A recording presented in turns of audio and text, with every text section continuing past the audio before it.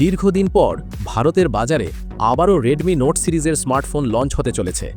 2026 সালের প্রথম সপ্তাহে শাওমি তাদের সাব ব্র্যান্ড রেডমির নতুন স্মার্টফোন রেডমি নোট 15 5G ভারতের বাজারে পেশ করতে পারে। উল্লেখ্য, ইতিমধ্যেই চীনের বাজারে এই ফোনটি লঞ্চ করা হয়েছে, তবে ভারতীয় ভ্যারিয়েন্টের স্পেসিফিকেশন কিছুটা আলাদা হতে পারে বলে ধারণা করা হচ্ছে।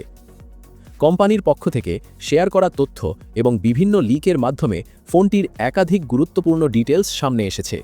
পারফরম্যান্সের জন্য রেডমি নোট 15 5G ফোনটিতে ব্যবহার করা হবে কোয়ালকম স্ন্যাপড্রাগন 6 Gen 3 চিপসেট, যা কোম্পানির দাবি অনুযায়ী প্রায় 48 মাস পর্যন্ত ল্যাগ ফ্রি পারফরম্যান্স দিতে সক্ষম।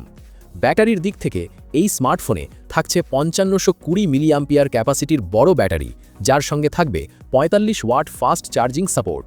ফটোগ্রাফির জন্য রেডমি নোট 15 5G ফোনটিতে দেওয়া হবে 108 megapixel main rear camera. Selfie ও ভিডিও কলের জন্য সামনে থাকছে 20 মেগাপিক্সেল ফ্রন্ট ক্যামেরা। ডিসপ্লের ক্ষেত্রে ফোনটিতে থাকছে 6.77 inch full HD plus curved AMOLED display, যা উন্নত ভিজুয়াল এক্সপিরিয়েন্স প্রদান করবে।